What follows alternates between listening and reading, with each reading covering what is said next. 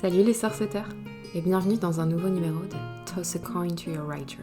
Je m'appelle Maeva Catalano, je suis autrice et passionnée de lecture. Toss a Coin to Your Writer, c'est le podcast sur l'écriture avec un titre anglais et un accent bien français. Chaque mois, retrouve un nouveau numéro avec un ou une super invitée qui évolue dans ce monde fabuleux qu'est le milieu de l'édition. Tu t'en doutes, on va parler du métier d'écrivain, mais également de lecture et de toutes les casquettes qu'il faut porter pour vivre de sa plume. Si tu es une âme courageuse, je t'encourage à poursuivre la lecture de cet épisode. Qui sait, entre deux créatures magiques, tu y rencontreras peut-être ton auteur préféré.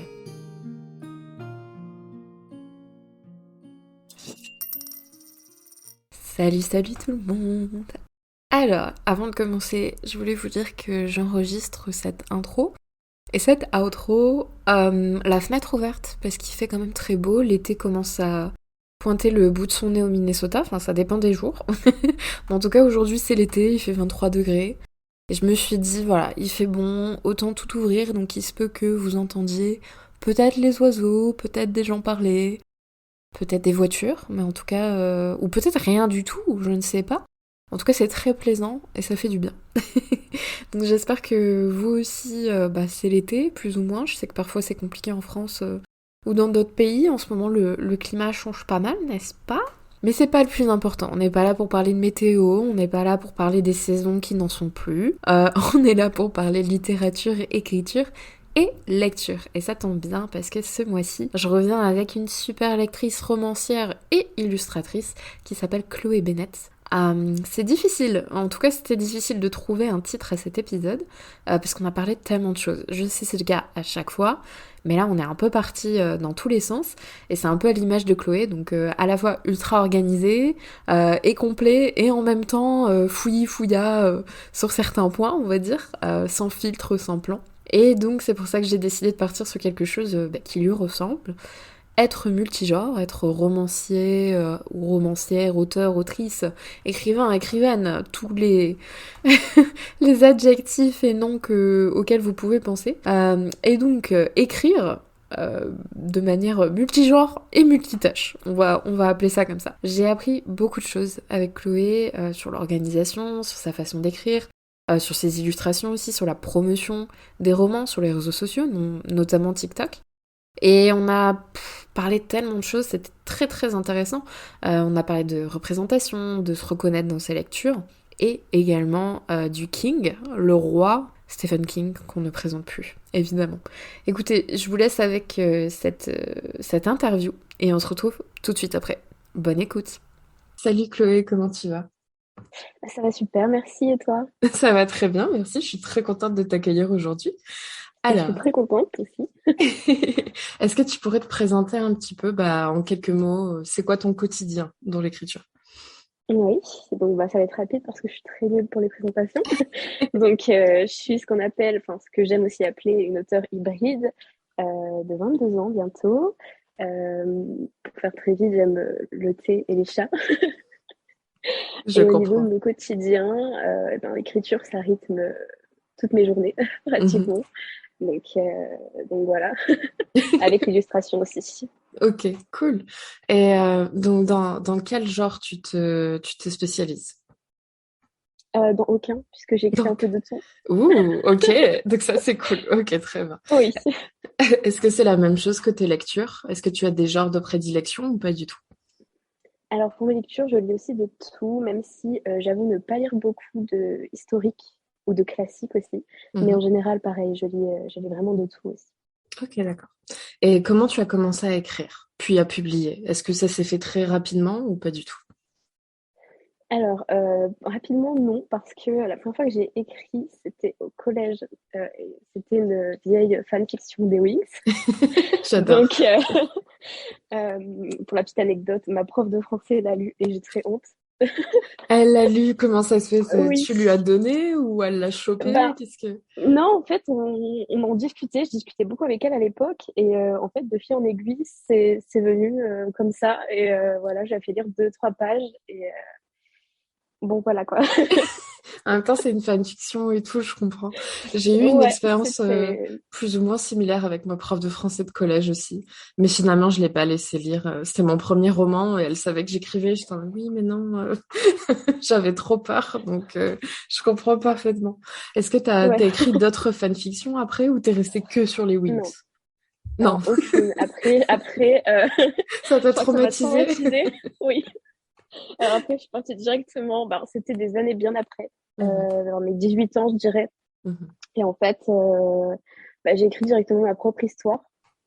Bon, ça n'a rien à. Bah, c'est Souls of Ashes d'ailleurs. mhm, mhm, Mais bon, maintenant, ça n'a plus rien à voir avec la première version. Mais du coup, j'ai commencé vraiment l'écriture sérieusement avec Souls of Ashes vers mes 18 ans. Et après, on va dire qu'au niveau de tout ce qui est édition, etc., j'y ai pensé vers 2020, 2021. mhm.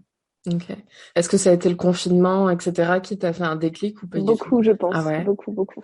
ouais. Parce que c'est là où j'ai vraiment écrit et tout. Donc, Ouais, il y a beaucoup de personnes qui s'y sont mis beaucoup plus sérieusement, entre guillemets, ou assidûment. Je me rappelle que les maisons d'édition, certaines avaient fermé leur soumission de manuscrits et disaient que oui. les lecteurs étaient devenus auteurs. Et donc, il fallait retrouver un équilibre. C'était compliqué.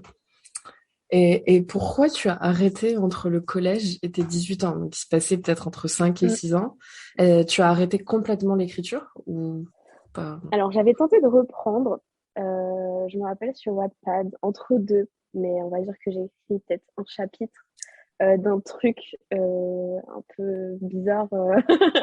C'était une réécriture cette fois de la Belle et la Bête, Mhm. mais version inversée en fait. Ok. Et c'était un peu chelou et tout maintenant que j'y pense, mais après, j'ai pas tenté sérieusement d'écrire. C'était vraiment de temps en temps, ça me prenait comme ça et j'écrivais par-ci par-là, mais rien de sérieux en fait. Ok, d'accord. Ok. Et la lecture, c'était la même chose ou t'as continué à lire quand même entre ces années de pause? Alors, la lecture, je lis depuis que je suis toute petite.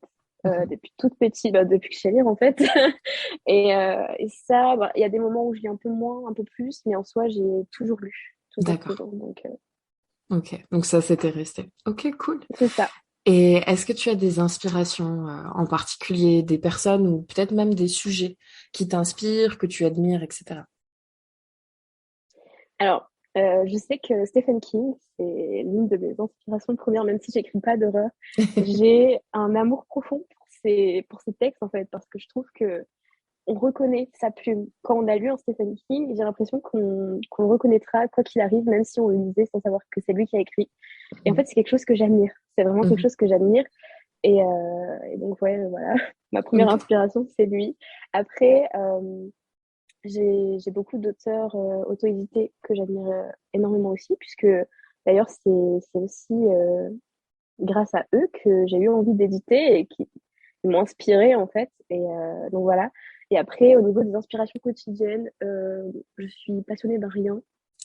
Donc, je veux dire, ça, c'est global, quoi. J'aime tout et tout le temps. Et je suis le genre de personne qui va dire, oh, ça, c'est ma musique préférée. Et la musique d'après, je vais dire pareil. Donc, c'est un peu, C'est ma chanson. c'est ça. Et en fait, je dis ça à toutes les chansons qui passent. Mais le pire, c'est que je J'adore. le pense. J'adore. C'est trop bien. Donc, ouais. Mais c'est cool, c'est cool. Ok. J'ai une question par rapport à Stephen King, puisque j'ai jamais lu Mhm. encore. Il Ouais. faudrait, je sais. Est-ce que Oui. tu les lis en français ou tu les lis en anglais? Alors, pour le moment, je les ai que lus en français parce D'accord. que je me suis mise à la VO bah, cette année. Mhm. Donc, je vais doucement, mais je pense que je relirai en anglais, surtout les œuvres que j'ai déjà lues, Mhm. pour voir la différence, parce que je trouve qu'il y a vraiment une différence entre la VO et quand c'est traduit, en fait. Bien sûr, bien sûr. Mais c'est intéressant parce que, comme tu disais, qu'on reconnaît la patte quand Mm, tu as mm. lu un Stephen King, ça veut dire qu'ils font des bonnes traductions. Je sais pas si c'est tout le temps la Oui, même personne mais c'est cool de voir que tu perds pas ça dans une traduction, quoi. Donc c'est cool. Ok. Alors, je voulais te poser la question par rapport à ton nom de plume. Je voulais savoir, Mhm. enfin, je crois savoir que c'en est un, mais Oui. je voulais savoir comment tu l'avais choisi et pourquoi ne pas avoir pris ton vrai nom civil. Alors c'est simple, mon nom de plume, en fait, c'est juste mon vrai nom et prénom, mais avec des lettres modifiées. Donc voilà, j'ai pas été chercher très loin. Mais en fait, j'ai choisi un nom de plume parce que, bon, maintenant, je suis plus très d'accord avec cette pensée-là, mais en tout cas, au début, j'avais un peu honte Mhm, et je ne voulais pas que des personnes que j'ai pu connaître, etc., ou de mon ancienne ville, en fait, pouvaient trouver mes écrits et les lire. Et ça me gênait un peu, en fait. Je voulais garder ça un peu, pas intime parce que je le partageais sur Instagram, mhm, mais intime dans le sens où personne de mon quotidien au départ, à part ma famille proche. mhm. Et au final, petite anecdote aussi, ça ne me sert pas à grand-chose puisque ma mamie donne littéralement mes livres le nom à tout le monde. D'ailleurs, elle écoutera sûrement, donc bisous mamie. Mais J'adore, bon, j'adore. Les grands-mères sont comme ça, tu sais, c'est ça, tout le monde est au courant c'est de tout ça. ce que tu fais. Mais c'est mignon, c'est cool. Ok, Oui, d'accord. oui, on Ok. n'en est pas. Mais je comprends parfaitement ce que tu dis par rapport à ce sentiment de honte. Même quand tu es édité ou auto-édité et que tu sais que tu fais quelque chose de entre guillemets sérieux, que c'est abouti, etc. Il y a toujours ce sentiment quand tu dis pour la première fois à quelqu'un que tu écris, mais on dirait que tu te mets nu devant la personne. C'est Ah oui, vraiment non, mais totalement, horrible totalement. comme sensation. T'as envie de t'excuser, limite en mode désolé, j'écris, excusez-moi, pardon, ne me lisez pas. Ah mais je suis Alors, tellement d'accord, c'est vraiment ça. alors que avec des personnes sur Internet, c'est différent. Je pense qu'il y a les écrans, C'est plus etc. facile. Mais ouais, quand les gens découvrent que t'écris, ça m'est arrivé cette année, mais j'avais envie de mourir. J'étais en mode, On a envie non, de s'enserrer quand c'est mais ça. c'est vraiment ça. Je te dis, non, parlez à personne, ne dites pas mon nom, etc. C'est ça. Et à chaque fois, tu vois, c'est mission impossible pour, par rapport au nom de plume, etc. Mais bon, Mm. tout s'entrecoupe un jour. Donc, tout à l'heure, tu parlais de ton premier roman, Sauvages, Mhm. qui est édité aux éditions Octopied. Et je voulais savoir, bah, voilà, comment tu as eu l'idée, parce que tu nous as dit que Oui. ça a démarré il y a quand même pas mal d'années.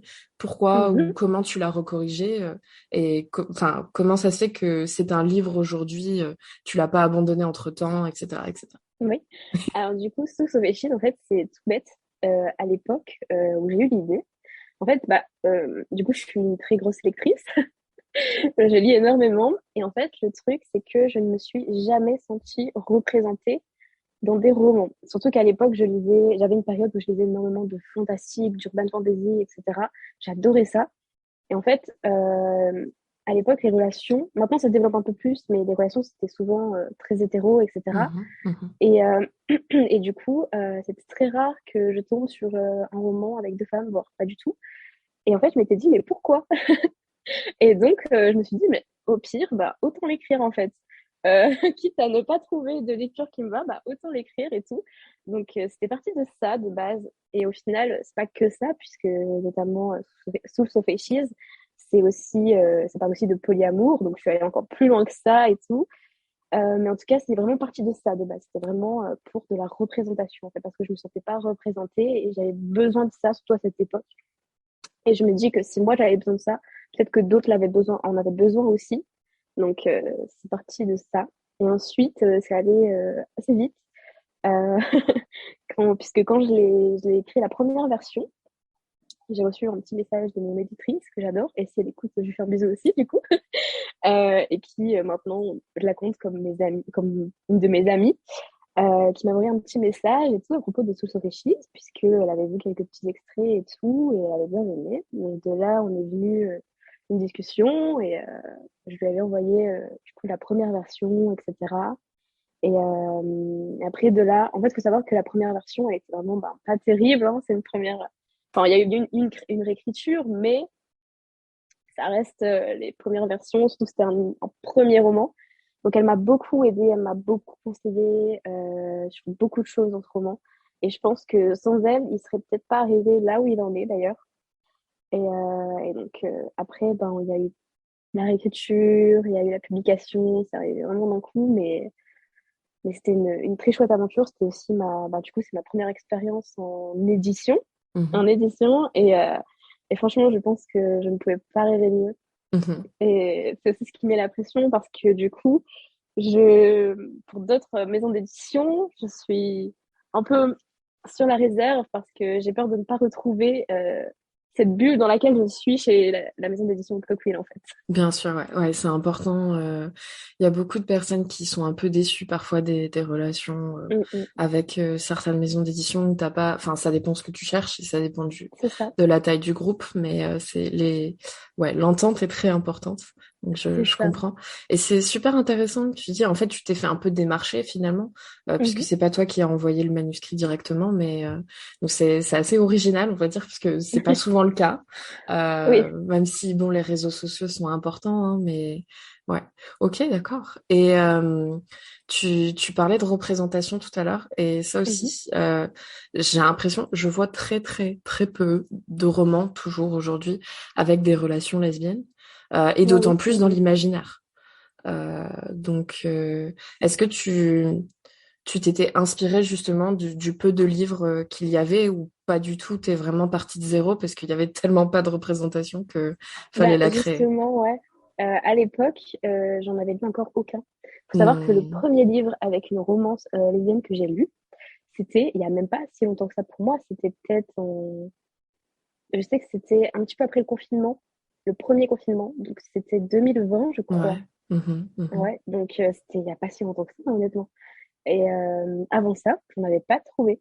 Hmm. Donc ouais, c'était vraiment de moi-même par rapport à moi, mon ressenti, ce que j'avais envie de lire. J'étais un peu à l'aveugle ou quoi, mais j'y suis allée quand même. Non, ça m'étonne pas et je vois pas mal à la limite de littérature saphique en auto-édition. Mm, mm. Mais dans la maison d'édition, il y a des traductions qui viennent maintenant, mais j'ai l'impression que c'est difficile quand même. En fait, ça arrive C'est tout doucement. ouais, Ça ouais. arrive tout doucement. Faut être patient, mais bon, c'est vrai C'est que ça ça, fait longtemps que la communauté est patiente aussi, tu vois. Donc c'est c'est ça, c'est non, ça. je comprends parfaitement. Ok, d'accord. Et donc, comme tu le disais, tu as des réserves par rapport à d'autres maisons d'édition. T'es pas sûr de retrouver ce cocon. Et donc, tu es en auto-édition avec deux C'est autres ça. romans dont on va parler. Pourquoi avoir choisi l'auto-édition et pas peut-être avoir envoyé d'autres manuscrits aux éditions Octopi? Alors, je dirais pour la liberté. Parce Mhm. que être auto-édité, c'est beaucoup de travail, mais on est aussi libre de beaucoup, beaucoup de choses. Et en fait, il faut savoir que avant les éditions de Tocqueville, euh, j- j'y pensais vite fait. Ça m'effleurait l'esprit, en fait, l'auto-édition, mais sans plus. Mais d'un côté, je me disais, en maison d'édition, par exemple, dans certaines new romances, parce que du coup, mon premier livre autopublié, c'était une romance. Mhm. Et la plupart des maisons d'édition, euh, ben, un des critères, c'est la couverture. Mhm. Et ça me plaisait pas forcément. Et je me dis qu'en maison d'édition, c'est très difficile parfois d'avoir la main sur la couverture. Et ça, c'est l'une des choses très importantes pour moi. J'aime beaucoup soigner tout, en fait, que ce soit mes livres ou n'importe quoi. J'aime beaucoup tout soigner. Et du coup, c'était quelque chose de très, très, très important pour moi. Donc, ça, déjà, j'étais très sur la réserve. Alors qu'en auto-édition, bah, du coup, j'avais le choix. Donc, ça, c'est cool. Donc, ouais, c'est vraiment pour la liberté avant tout, quoi. Ok, d'accord. Ok. Donc, je t'en parlais ce matin, hier, entre guillemets, vu qu'on a un décalage, mais je suis en train de lire L'ombre des crocs. Mhm. Est-ce que tu peux nous en dire plus sur ce projet? Parce que c'est de l'urban fantasy, enfin, il y a un C'est peu ça. cette vibe dark esthétique, dark academia, entre guillemets. Donc, t'aimes beaucoup la magie, j'ai l'impression. Oui. Est-ce que tu peux nous parler un peu de ça? Du coup, de l'ombre d'écran. Oui, s'il te plaît. Ouais.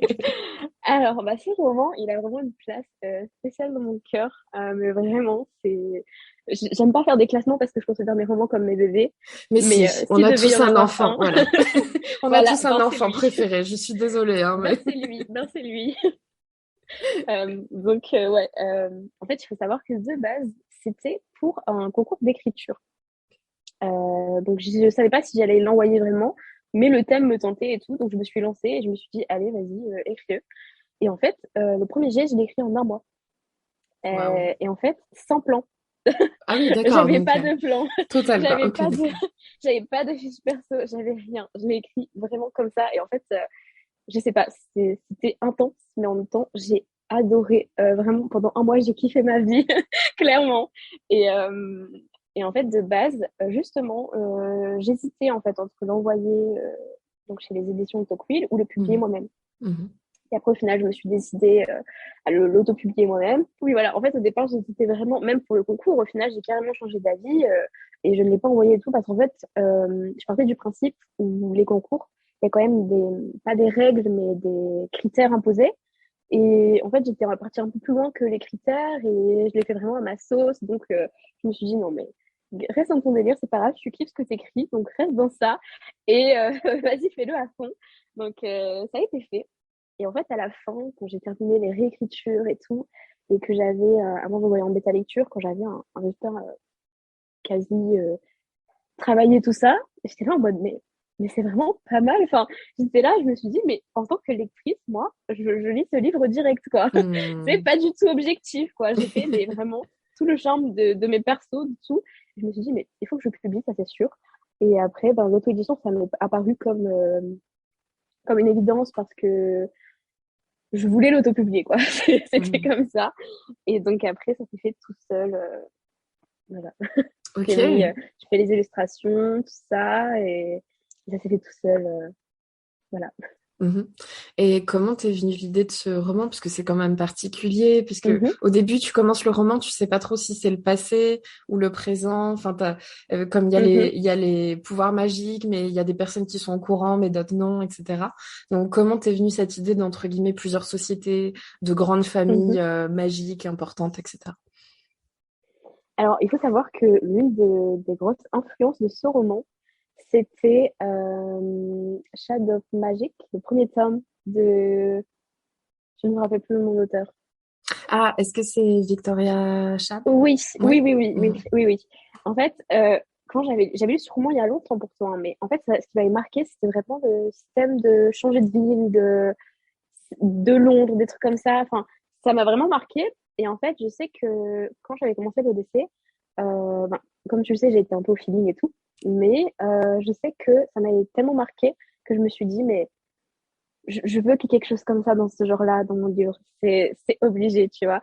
Et du coup, c'est ce qui m'a inspiré du coup donc le Holo, le Mhm. deuxième Londres. Et, et après, mes inspirations, je dirais que c'était un peu de tout et n'importe quoi. Parce que j'avais regardé un film, je ne me rappelle plus le titre, mais en fait, je sais que c'était des personnages très badass, très très badass, avec des longs manteaux en cuir.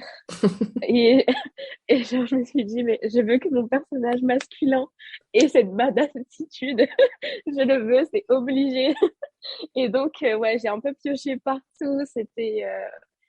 Voilà quoi. Ok. C'est venu un peu de tous les horizons, en fait, les Mais, inspirations.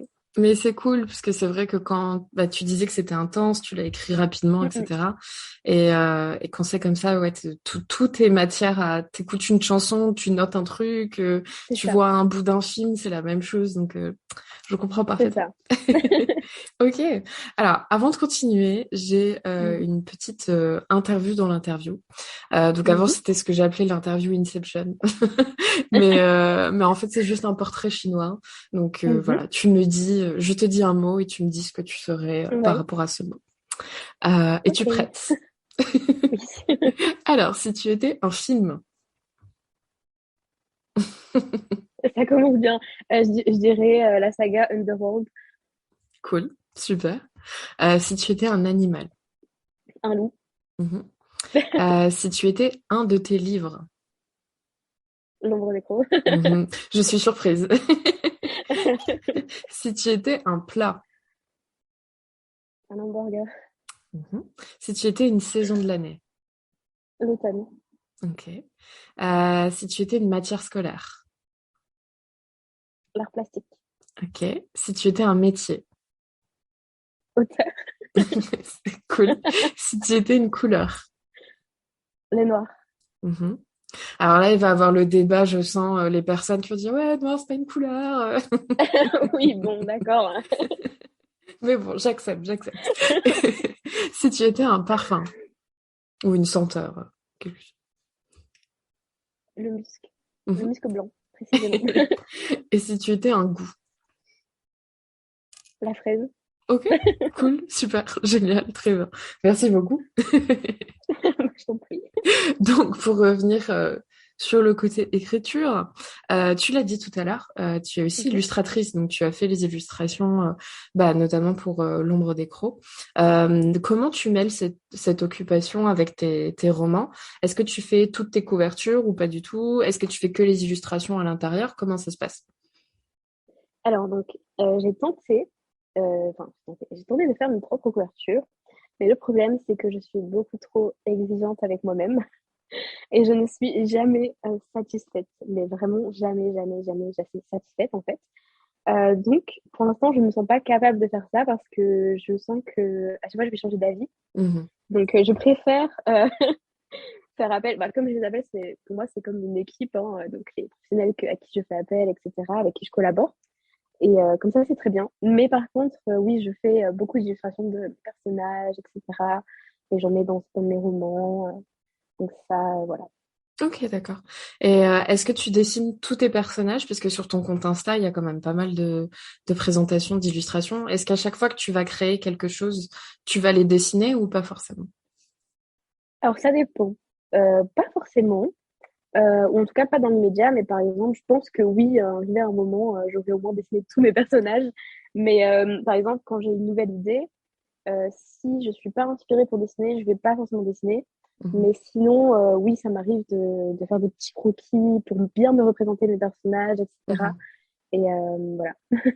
Parce que c'est vrai que tu as des descriptions où on visualise très bien les personnages. Donc, je me demandais, est-ce que il te venait et tu dessinais un petit peu et ça t'aidait après? Ou alors, est-ce que, par exemple, moi, des fois, je travaille enfin, avec des mannequins ou des acteurs, enfin, des gens qui me rappellent un peu les personnages. Donc, comment ça devient pour tes descriptions?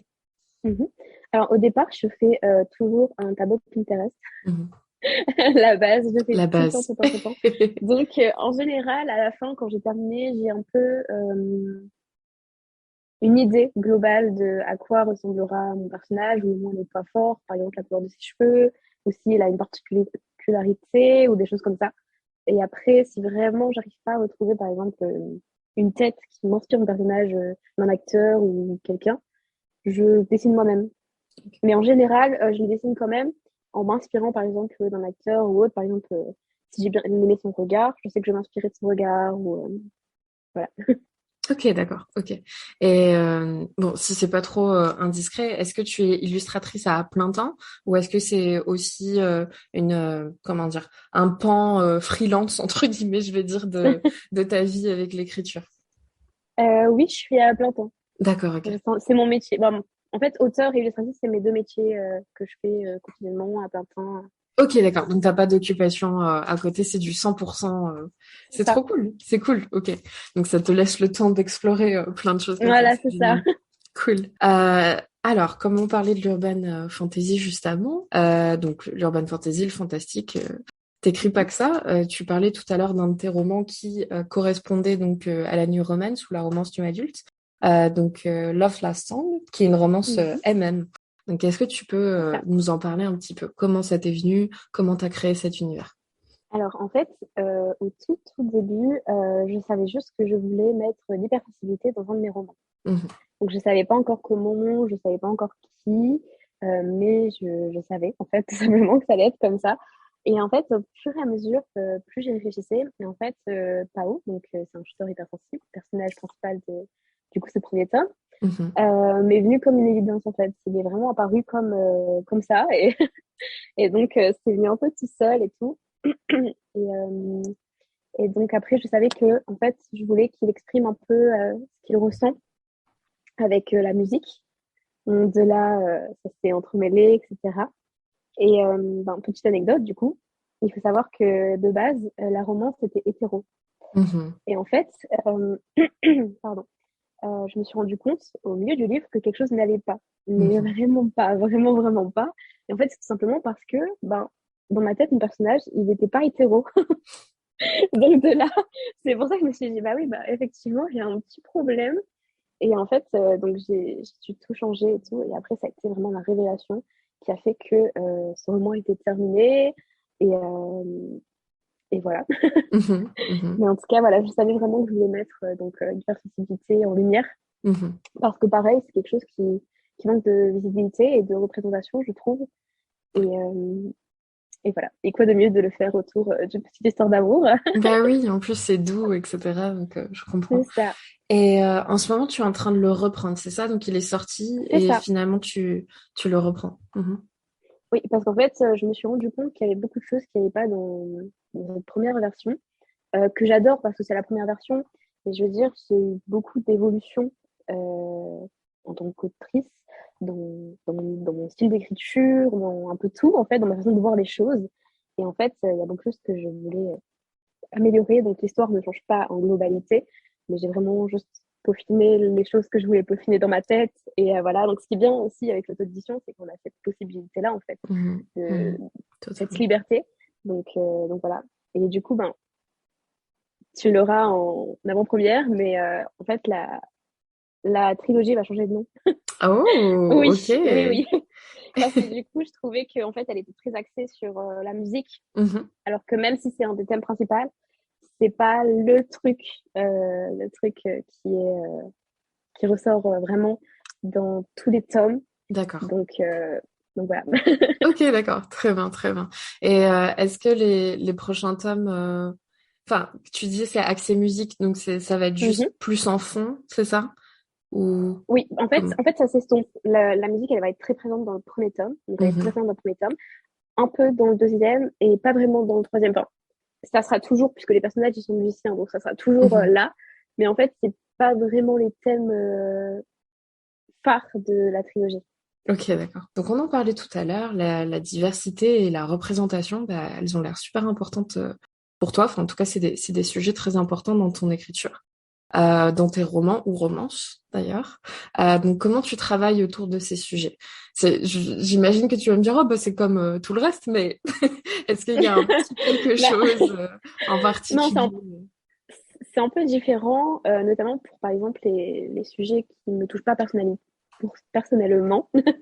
Donc, quand c'est un sujet que je ne maîtrise pas, je fais beaucoup, beaucoup de recherches. Mhm. Et ensuite, je passe par, du coup, des lecteurs bah, concernés, en fait, tout simplement, pour une bêta lecture, Mhm. pour que je puisse avoir vraiment un retour, savoir si ça va pas, des choses à améliorer, des choses à mettre en lumière ou autre. Voilà. Mais quand ça me touche personnellement et que c'est un sujet que je maîtrise à peu près, je fais des recherches parce que je connais forcément pas tout. Bien Je fais sûr. beaucoup de recherches et en soi, je sais que, enfin, moi, je sais que comme c'est quelque chose qui me touche personnellement, je peux être un peu comme dans les lecteurs concernés. Mais après, si vraiment j'ai un doute, je ferai quand même appel à d'autres personnes qui sont touchées par le même sujet ou autre. Bien sûr. Est-ce que tu penses qu'aujourd'hui on manque encore toujours de représentation et de diversité en littérature? Alors, je pense que oui, mais c'est en train vraiment de se développer j'ai l'impression que les choses changent, Mhm, mhm. sont en train de changer, on est un peu dans un tournant de quelque chose et je trouve ça bien parce que du coup, on parle des sujets importants, mais notamment sur Booksta, etc. Donc, euh, donc c'est bien, il faut continuer. Ouais, c'est petit à petit, mais j'ai l'impression que en auto-édition, il y a quand même enfin, il y a un sacré écart entre Mm, mm, l'auto-édition et les maisons. Elles y viennent totalement. petit à petit, mais c'est compliqué. Mais après, il y a une nouvelle génération d'auteurs et d'autrices. Je sais pas, comme tu disais sur Bookstar, je vois plus en plus de choses passer, donc Oui, c'est cool. Petit à c'est petit, on va ça. y arriver. Est-ce que tu peux nous parler de ton nouveau projet qui est sur Wattpad pour Mhm, l'instant, qui s'appelle Donna Lace. Donc c'est un retour vers la mhm. fantasy, puisque romance, Oui, fantasy, etc. c'est ça.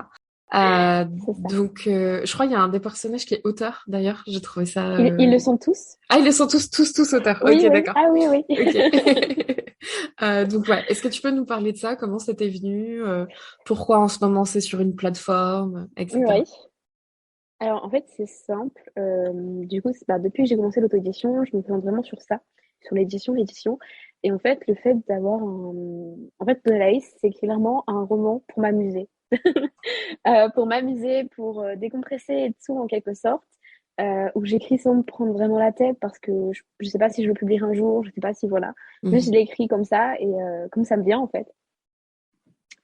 Et en fait sur la plateforme, parce qu'en fait ça me manquait cette façon dont les lecteurs en fait ils peuvent laisser des commentaires, les réactions et tout. Enfin, ça me manquait un peu et tout et je me suis dit que ça peut être bien de faire un peu un retour du coup c'est sur la plateforme. Mhm. Et comment m'est venue l'idée? En fait, c'est un peu du n'importe quoi de base, hein, l'idée globale. L'idée de base, c'était en fait un Cluedo géant avec des auteurs et des créatures mélangées. Enfin, c'est c'est un urban fantasy un peu bizarre, mais au final, ça peut être cool. Ok, cool. Donc tu écris un peu, c'est un peu comment dire, ton projet doudou ou ton projet C'est ça, récréation, quoi. Donc c'est t'as ça. pas de plan, t'y vas comme ça Voilà, pour, en totalement. fonction de l'inspiration, quand tu te prends des pauses. Ok. Et pourquoi auteur alors? Pourquoi ils sont tous auteurs et pas, je sais pas, moi, jardinier ou autre chose?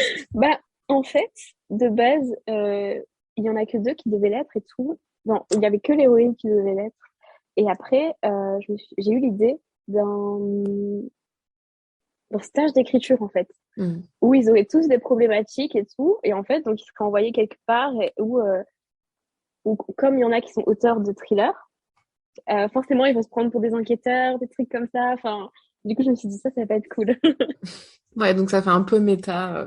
C'est ce qu'il faudrait C'est faire en ça. fait. Faudrait que on se réunisse tous et en fonction de, en fonction de ce qu'on écrit, on arrive. Donc Ouais, il y c'est en a qui ça, vont c'est essayer ça. de former des couples, il y en a qui vont essayer de tuer d'autres personnes, à voir comment on réussit Totalement. à survivre à ça. Mais ok, je note, je note.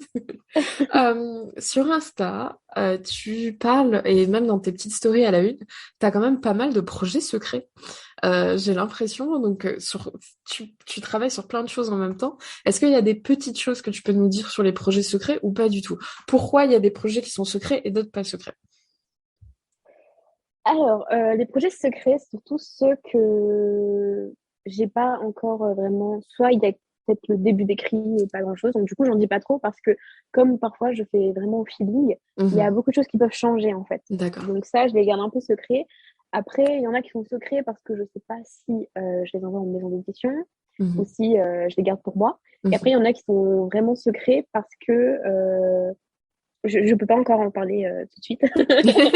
Donc voilà quoi. Là, c'est vraiment les secrets secrets. Après, les autres, c'est secret, mais en même temps, des fois, je lâche des petites informations. Oui, oui, oui, Donc parce que voilà quoi. tu partages des choses en story, mais c'est vrai que des fois je me dis, attends, hein, est-ce que c'est le projet secret 1? Est-ce que c'est le projet secret Oui, 2? oui. Et j'essaye d'enquêter un petit peu pour... Ah oui, bah oui. Mais c'est pour ça que maintenant, j'essaye de faire souvent un récap de ce que j'écris en ce moment pour que les gens soient Mhm. pas trop perdus. Et voilà. Ok, d'accord, très bien. Donc par rapport à Instagram, justement, tu as un Instagram super, super soigné. Voilà, avec tes illustrations, des montages, etc. Enfin, c'est très quali et je voulais savoir si tu avais des conseils par rapport à ça parce que bah, bon, Instagram, c'est comme l'écriture, il y a tout et son contraire. Donc, il y a des personnes qui Mhm. vont faire que des photos, des personnes que des montages. Il y en a, ils vont faire ça au feeling et c'est très joli. Des personnes qui vont être très carrées. Enfin, je voulais savoir comment ça se passait pour toi et ouais, si tu avais des petits conseils pour quelqu'un qui débute ou qui sait pas trop, Oui. qui veut changer de feed, etc. Alors déjà, mon premier conseil, enfin ma première recommandation, c'est Canva. Ouais, ça Voilà. sauve la vie. Ça Parce sauve que des vies, Canva, Canva. c'est... Ah oui, non, mais c'est incroyable en fait. C'est incroyable, je trouve, surtout pour les gens qui débutent et tout. C'est une source d'inspiration incroyable et même un outil incroyable. Donc vraiment, c'est la première chose que je conseillerais en fait, clairement. Et après, pardon, ce que je conseillerais aussi, c'est d'essayer de faire quelque chose qui nous plaise à nous. Parce que j'aime bien dire que en fait, mon Instagram, c'est un peu comme ma maison. Et que en fait, j'accueille un peu les gens chez moi. Et donc, il faut qu'ils voient quelque chose qui me ressemble assez et qui reflète aussi un peu qui je suis en quelque sorte, etc. Et je pense que c'est important aussi de voir un peu, même si je change très, très souvent de feed, genre, c'est toujours quelque chose que j'aime faire et c'est toujours quelque chose qui me tient à cœur et où je m'amuse. Ça aussi, c'est important. Parce que je trouve que faut pas que ça devienne un calvaire, en fait. De se Mhm. dire, ah, mais mon feed, il faut qu'il soit parfait. Non, il faut que ce soit quelque chose qu'on prenne plaisir à faire, surtout. Et Et je pense que si on a ça, ben, le reste, c'est que du bonus. Ouais, non, t'as raison, tout à fait. Et tu disais, tu changes pas mal de feed, ce que je trouve aussi Mhm. intéressant, parce qu'on a un peu cette pression. Enfin, en tout cas, je sais que parfois, je me la mets à avoir cette continuité. Et, des fois, il y a des posts que j'aime bien, mais du coup, ils me correspondent plus trop, mais j'hésite à les enlever, etc. Donc, toi, t'es plutôt partisan on enlève tout, on recommence. Est-ce que, est-ce que t'effaces toujours tout? Est-ce que tu archives? Est-ce que tu remets? Alors moi, je laisse. Ok, ok. Je laisse. Enfin, ça dépend. Après, s'il y a vraiment des publications que j'aime pas, je peux enlever. Mais Mhm. en général, je laisse. Donc du coup, ça fait un peu débraillé, mais en même temps, j'ai envie de dire, enfin, après, pour ceux que je suis sur Instagram et tout, c'est un peu difficile de dire ça, mais en tout cas, pour ceux qui me connaissent au quotidien, c'est un peu moi, quoi. Donc, donc ça me gêne pas forcément, et je pense pas que ça gêne non plus les personnes qui me suivent et tout. Bien sûr. Voilà, ça fait un peu Mhm. partie aussi de l'authenticité du truc et tout, mais Mhm. Mhm. Non, tout à fait, tout à fait. Et bah, je sais que tu postes souvent, ou si ce n'est tous les jours en story, mais beaucoup plus rarement en post.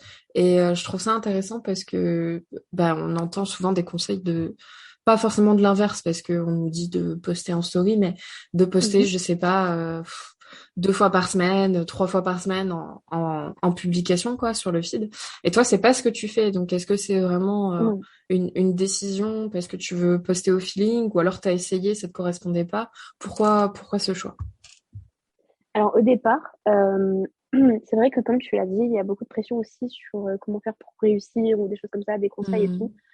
Et donc au départ, j'essayais de publier assez souvent, etc., etc. Et après, c'est vrai que j'ai vu que c'était pas quelque chose qui m'allait à moi parce qu'en fait, je me mettais beaucoup de pression Mhm. inutile. Mhm. Et j'ai aussi remarqué qu'au final, c'était pas ce qui intéressait non plus enfin, les publications, c'est pas non plus ce qui intéressait le plus les personnes qui me suivent. Après, c'est propre à chacun, bien évidemment. Bien sûr, oui, ça dépend des Donc, publics. Ouais. oui, c'est ça. Donc, du coup, automatiquement, je me suis calée sur ce qui m'allait à moi. Mhm. Donc, beaucoup de stories en général, en post de temps en temps. Euh, Après, j'essaye parfois de faire des petits réels, des trucs comme ça. Mais après, c'est vrai Mhm. qu'en ce moment, je suis beaucoup plus enfin, après, pour mon feed Instagram, le moment où je suis très présente, c'est quand je fais de la communication autour de mes romans. Mhm. Donc, je parle autour de mes romans, etc. Donc là, c'est sûr que je vais poster plus souvent parce que du coup, c'est facile de faire du contenu là-dessus. Bien sûr. Et après, c'est vrai que là où je suis très active, c'est sur TikTok. Mhm. Donc, en fait, ça varie d'une application à l'autre. Ok, j'allais t'en parler justement parce que je te suis sur TikTok aussi. Et bon, je sais qu'il y a des Reels et des TikTok qui s'entrecoupent. Enfin, moi, c'est ce que je fais, hein. Je poste la même chose et des fois ça marche sur l'un, des fois sur l'autre. J'ai pas du tout de stratégie de ce côté-là. Mais est-ce que, bah, pas forcément des conseils, mais est-ce que tu peux expliquer un petit peu comment tu communiques sur TikTok? Mhm. Est-ce que pour toi c'est vraiment différent par rapport à Instagram? Parce que moi, tes TikTok m'impressionnent et à chaque fois ça m'inspire. Je fais ah ouais, c'est une bonne idée. Il faudrait peut-être que je pense à ça. Mais enfin, la façon dont tu communiques autour du livre en fait, ou même l'objet entre guillemets du livre papier. Et voilà. Bref, je voulais un petit peu ton avis sur ça. Alors, il faut savoir que de base, TikTok, je comprenais pas grand-chose. J'étais un peu, je débarquais sur une autre planète. Et en fait, c'est au fur et à mesure où, en fait, c'est bête entre parenthèses, mais où je voyais les autres faire en fait. Et où je Mhm. me disais, mais c'est vrai que bah, comme tu viens de le dire, c'est pas bête en fait. Et après, au fur et à mesure, on a nos propres idées qui arrivent et tout. Mhm. Et surtout, ben, il y a beaucoup de trends, Mhm. notamment Mhm. sur le Booksta, etc., qui sont faciles assez à reprendre. Mhm. Et quand on a plusieurs romans, ben, c'est très bien parce qu'en fait, on peut réutiliser du Ouais, contenu tu en peux fait. alterner. Ouais. Donc ça, Mhm. c'est très, très, très cool. Et en fait, je me suis rendu compte au fur et à mesure que j'utilisais TikTok que c'était vraiment une application, en fait, comment dire, une source ben, déjà d'inspiration Mhm. et Mhm. aussi, comment dire ça? Pas que c'est un outil facile à utiliser ou autre, Mhm. mais c'est une zone de travail, on va dire, mine de rien, même si c'est Mhm. aussi pour le loisir, c'est Bien une zone de sûr, ouais. travail qui peut être mais vraiment très exploitée. D'ailleurs, je vais en faire un post là-dessus parce que j'ai été très étonnée des Mhm. résultats de communication autour de mes romans. Bah ça m'intéresse. Ah non, mais je vais faire un post, mais c'est incroyable, c'est Mhm. magique. Mhm. C'est clairement magique. Non, mais Et... c'est très intéressant parce que justement, j'essaye de suivre un petit peu assidûment des personnes que je suis déjà sur Instagram forcément, mais euh, moi pour l'instant ça marche pas du tout. Il y a peut-être Mm, mon ancienne saga qui était justement du fantastique, un peu plus. Donc mm, je me demande est-ce que c'est parce que j'étais plus régulière, parce que tu sais, on parle souvent des algorithmes et tout, et oui, je suis oui, d'accord, il y a ça, mais j'ai pas l'impression que ça soit que ça. Donc peut-être est-ce que c'était la régularité, est-ce que c'était les chansons que j'utilisais qui étaient plus des fois j'ai mes hashtags avant j'utilisais des hashtags qui étaient beaucoup plus enfin global entre guillemets mm, plus anglais etc. Et bah mon roman forcément est en français donc j'ai essayé de passer dans la sphère livre toc français mais c'est oui, des fois j'ai des TikTok où vraiment c'est tout bête enfin j'y ai passé 15 minutes et en fait il y a grave des vues. Et il y a oui. des TikTok où genre tu fais une bande-annonce, t'es trop fière de toi et tout. Et il y a Et ça 50 floppe. vues, tu sais, il y a 50 j'aime. Et t'es Oui. en mode, oh mince. Donc c'est un peu un mystère pour moi TikTok. Et bon, j'imagine qu'il y a des hacks, mais j'ai hâte de voir ton post parce que justement ça, on le voit par rapport, bon, certes en auto-édition, mais en vente tout court avec des maisons, il y a des grandes TikTokeuses, entre guillemets, sur Booksta et qui font vendre des livres à tel point que ils sont en rupture de Mhm, stock, ils doivent les réimprimer. Enfin, en maison c'est d'édition, je ça. trouve ça dingue. Et on voit maintenant dans les librairies les petites tables TikTok. Oui, Made me Bookstock, tout ça. buy it, etc. Mais ok, bah écoute, tout ça pour dire j'ai hâte. Ok, je suivrai ton post avec attention. Je pense que ça va être comment dire, ma mission de l'été, d'essayer de dompter un petit peu. Mais J'ai si je peux... l'impression d'être trop vieille en fait maintenant, tu vois, genre. Non, mais justement, si je peux te donner un conseil, en fait, dans BookTok, ce qui est important de se dire, c'est qu'il faut voir ce qui intéresse les gens sur BookTok, Mhm, voir ce qu'ils aiment. Et en fait, de là, par exemple, c'est pour ça que je fais beaucoup de vidéos où, par exemple, je mets de la musique et je mets des passages mhm, de mes romans. Et ça, c'est mhm, quelque chose qui marche beaucoup et qui intrigue énormément le lecteur, mhm, en fait. Et du coup, c'est quelque chose que je réutilise très souvent parce que c'est quelque chose que les lecteurs sur TikTok aiment, en fait. mhm. Et en fait, c'est juste ça le secret, c'est de trouver ce qu'ils aiment Ouais, regarder. Et en fait, à partir de là, ça va tout seul. ok. Bon à savoir. Bon à savoir. Je vais prendre des notes après. Cool. Et donc, pour terminer, je voulais te poser la question par rapport à justement tes projets, on en parlait. Mhm. Tu as énormément de choses sur le feu, donc des suites, des spin-offs, des nouveaux romans originaux, etc. Donc, comment tu t'y retrouves? Et est-ce que tu as des conseils pour mener de front plusieurs romans? Parce que on nous conseille souvent de se consacrer à un seul roman, Mhm. puis machin, même d'un point de vue communication, etc. Et tu arrives complètement à alterner entre plusieurs univers. Donc, je voulais savoir comment tu t'organises, comment tu y arrives. Alors, ben, je me trouve bête de dire ça, mais en fait, l'organisation, tout simplement, c'est la clé de tout. Et après, je dis ça, mais organisation, sans trop organisation, parce que je suis beaucoup aussi au feeling. Mhm, Mais en tout cas, ce que je fais déjà, tous mes romans, c'est quand même de mettre quelques mots par-ci, quelques mots par-là. Donc, j'ai toujours une base quelque part qui m'attend. mhm, Mais sinon, ouais, après, c'est vrai que comme tu l'as dit, on conseille beaucoup de faire un roman par roman. Après, moi, si j'ai vraiment un conseil à donner pour ceux qui veulent faire plusieurs romans à la fois, c'est de, si vous avez la chance d'écrire dans des genres différents comme moi, bah en fait, simplement de travailler sur deux romans de genres différents. Par exemple, une mhm, romance et une fantaisie. Comme mhm. c'est très différent, ben, il y a moins de chances de se mélanger, en fait. Bien sûr. Mais après, moi, je sais que comme, enfin, j'arrive vraiment à switcher d'un univers à l'autre parce que c'est peut-être parce que c'est les miens, mais du coup, enfin, en tout cas, moi, j'ai aucun problème par rapport à ça. Donc, c'est vrai que je peux pas trop donner de conseils. Mais, voilà. Mais ouais, après, j'ai beaucoup, beaucoup de romans et je sais que je vais tous les écrire parce que je finis toujours chaque roman. En Ok. fait, j'ai une organisation parce que par exemple, par année et par Mhm, trimestre, mhm, je sais à tel moment, qu'est-ce que je vais écrire, etc. mhm, Donc voilà, j'essaie quand même de ranger par ordre aussi d'importance pour les sorties à venir, des choses comme ça. mhm. Donc voilà. C'est super intéressant ce que tu dis parce que tu as l'air complètement carré de ce point de vue-là. Donc comme tu dis, ouais, tu sais, limite telle semaine j'écris, mais d'un autre côté, alors je sais pas si c'était le cas pour tous tes romans, mais pour Soul of Ashes, tu disais que t'avais pas de plan. et que Mhm. tu avais écrit ça comme ça. Donc, j'ai l'impression que c'est C'est ça, totalement opposé. Est-ce que tu n'as c'est jamais ça. de plan pour tes romans? En fait, ça dépend. Par exemple, il y en a où j'ai des phrases, juste des phrases de chapitre. Par exemple, je sais ce qui va Ouais. se passer là, donc je le Mhm. note. Ou alors, il y Mhm. en a où j'ai juste les grandes lignes dans ma tête et Mhm. j'écris.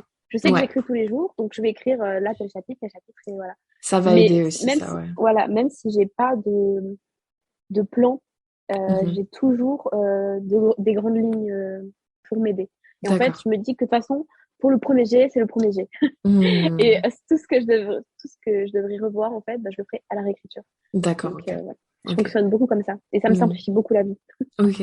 Donc, est-ce que tu as une sorte de routine d'écriture? C'est quoi si on devait passer une journée avec toi en 24 heures, comme tu dis que tu écris tous les Ouais. jours, comment ça serait?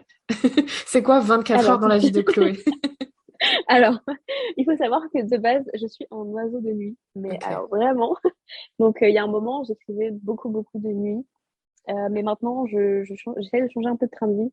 Donc, mes journées, c'est surtout, du coup, j'essaye de me caler comme une journée de travail, en fait, ce que je faisais Mhm. pas avant, mais c'est pas bien. On va faire ça. Donc, j'essaye de, par exemple, soit me faire matinée écriture, Mhm. après-midi illustration. Mhm. Et le soir, je reprends un petit peu l'écriture. Et des fois, j'inverse. Je fais illustration le matin, l'après-midi, l'écriture, et un petit peu d'illustration le soir, ou un petit peu d'écriture le soir. Mhm. Mais j'essaye de m'organiser comme ça. D'accord, ok, cool, très bien. Bah écoute, si tu as un petit mot pour la fin, une question que je t'ai pas posée, quelque chose que tu veux rajouter, c'est le moment. Le truc qui met un peu la pression. Non, mais un petit message à passer, ce que tu veux. Ben, en tout cas, si j'ai un petit message à passer, c'est que je sais qu'on me demande souvent des conseils pour débuter dans l'écriture et tout. Eh ben, il y en a pas. Désolée, mais il y en a pas. Le Non. meilleur conseil en fait qu'on puisse vous donner, c'est écrivez. Ouais. Juste écrivez comme vous le sentez. Et de toute façon, personne n'écrira comme vous, personne n'écrira de la même façon que vous, et personne ne pourra écrire vos romans en fait. Donc juste écrivez parce que sinon personne ne le fera à votre place. Et voilà. Ah mais totalement, tu as parfaitement raison. Bah écoute, merci beaucoup Chloé, j'espère que... Enfin, je suis très contente de t'avoir eu avec nous et encore merci d'avoir répondu à l'invitation. Ben, merci à toi de me l'avoir donné. Salut! Merci encore à Chloé, c'était vraiment un super échange, plein de bienveillance, de bonnes idées. Je vous recommande vraiment L'ombre des crocs, ou des crows à l'anglaise. J'ai hâte de découvrir ces prochains projets que je vais suivre très très assidûment. Et en attendant de se retrouver au mois de juillet avec une nouvelle invitée que je connais déjà, donc j'ai trop hâte de partager ça avec vous. Je vous souhaite un bon début d'été. N'oubliez pas de continuer à lire, à écrire si vous le faites, et de prendre soin de vous. Cet été, j'ai pour mission de reprendre mon manuscrit actuel, qui est en pause depuis environ un an, hein, ce boulot oblige, et je l'ai appelé, donc c'est un titre provisoire, mais prohibido, qui veut dire interdit en espagnol, donc vous m'excuserez mon accent, prohibido. Et je vais sans doute pas garder le titre. C'est une romance new adulte qui se passe dans la communauté latine, donc des différentes familles avec des origines d'Amérique latine tout simplement. Et ça se passe en Californie, donc j'ai hâte qu'on en parle plus. En tout cas, c'est un projet qui m'éclate totalement et dans lequel j'ai hâte de me replonger et de vous en parler. Voilà, à plus, salut! Merci à toi d'avoir écouté jusqu'au bout cette entrevue pour Toss a Coin to Your Writer. J'étais ravie de t'avoir à nos côtés pour cette interview et j'espère te revoir bientôt pour de nouvelles aventures. Tu retrouveras toutes les infos de cet épisode en description. Tu peux également me trouver et me contacter sur tous les réseaux sociaux à Maeva Catalano. Je sais, c'est pratique. On se voit dans un mois, ou plus rapidement encore si le dieu des romans le veut. À très vite!